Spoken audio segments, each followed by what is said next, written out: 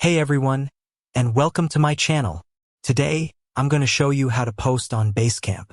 Basecamp is a project management software that is used by teams and individuals to collaborate on projects. It's a great tool for keeping track of tasks, deadlines, and files. Main content. Step 1. Sign up for Basecamp. If you don't already have a Basecamp account, you'll need to sign up for one. You can do this by going to the Basecamp website and clicking on the Sign Up button. Step 2. Create a new project. Once you're signed up, you'll need to create a new project. To do this, click on the New Project button. Step 3. Add people to your project. Once you've created a new project, you can add people to it. To do this, click on the People tab and then click on the Add People button. Step 4.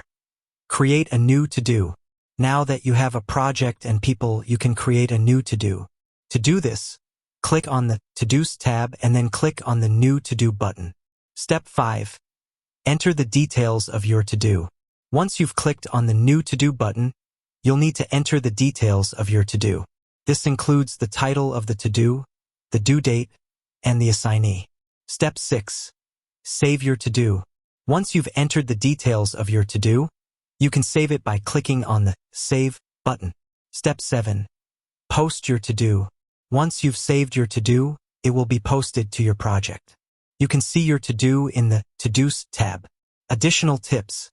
You can use Basecamp to create different types of posts, such as updates, tasks, and discussions. You can also use Basecamp to collaborate with other people on your projects. You can use Basecamp to share files with other people on your projects.